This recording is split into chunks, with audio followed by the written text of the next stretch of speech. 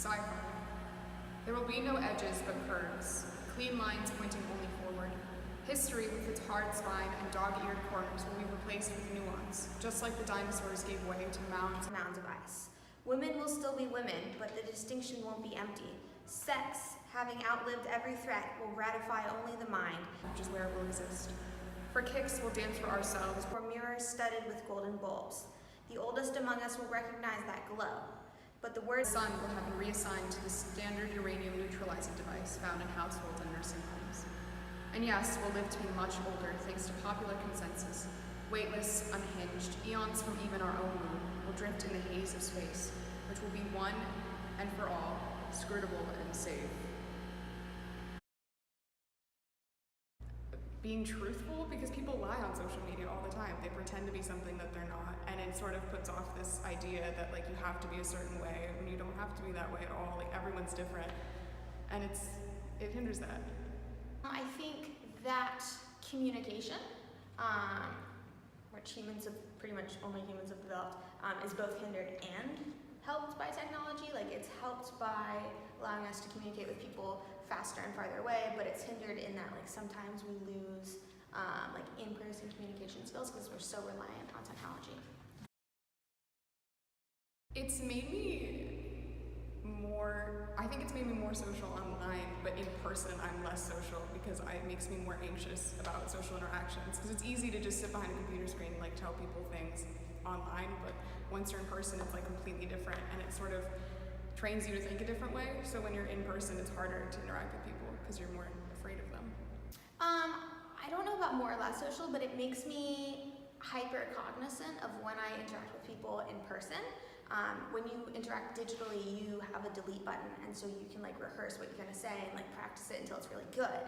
But when you're interacting in person, there's no pause and there's no delete. Like you have to be very, very aware of what you're saying all the time. The United States welcomes you. Why and by whose power were you sent? What do you see that you may wish to steal? Why this dancing? Why do your dark bodies drink up all the light? What are you demanding? That we feel? Have you stolen something then? What is that leaping in your chest? What is the nature of your mission? Do you seek to offer a confession? Have you anything to do with others brought by us to harm? Then why are you afraid? I think with social media, there's this wave of information being thrown at us at all the time. You are, I feel, bombarded with so many different things and so many causes that sometimes you lose sight of what you want to focus on. So the information's out there, but there's just so much of it. In a sense, it's fleeting because we might have this burst at one moment and then it sort of fades away the next day. So the information's out there, but there's just so much of it. How do you condense? How do you solidify? How do you find what's appropriate for you and what you want to do? We think because something's so easy for us, it must be easy for them too, because we don't actually understand, hey, they don't have running water, I do. What can I get? How can I succeed? How can I thrive? How can I, kind of accumulate things that I need?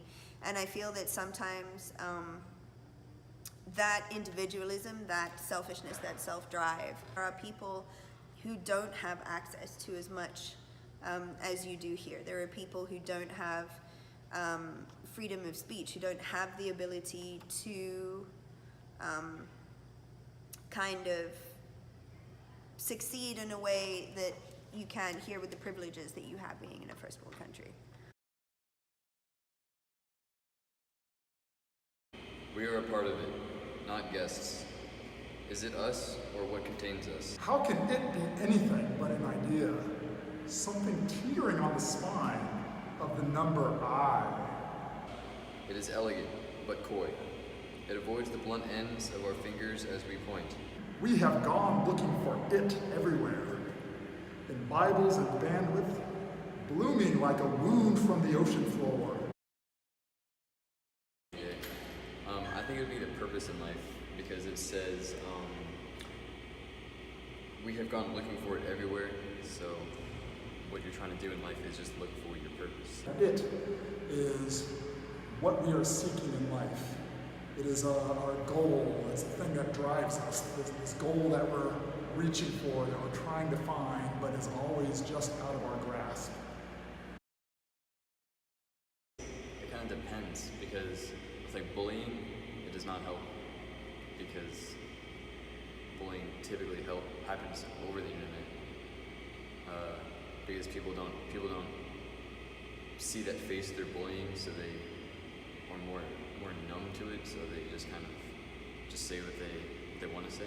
We are the things that sustain us, the things in which we find nutrition and compassion and friendship and just amusement are more and more coming from technological sources. People like me are wagging our fingers at the young people for not learning how to make their own amusement and keep themselves amused and entertained, and we say, you're spending too much time on technology.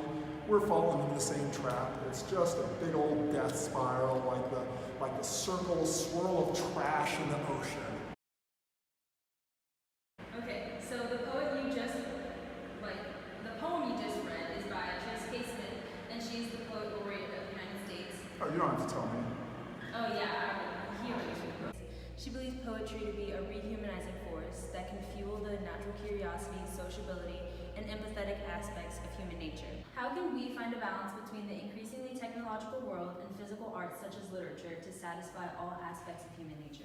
Technology can be a boon to literature, but I think that if we're not aware of where we're going, then it's very easy to lose track of where we are. I think it's really exciting when we're painting with new Windows technology. I think it's really exciting when we're writing our poems online. You know, there are so many different technological and media platforms available to people, but how do you combine something physical and kind of as intangible as an art form? Arts, it's about how you feel in that moment. It's about how you react to what's going on around you. And I think even with videos, for example, and being able to capture something, the emotion is lost. Yeah, it's an active pursuit. I mean, I think that it's easy to just kind of fall into patterns of relying on technology and letting that encompass our entire lives. And I think it takes active effort to say, no, I'm going to put down this glowing device in front of me, and whether it be read a book or go out and walk in nature or talk to our neighbor or go work in a soup kitchen, do something that feels more connected and natural.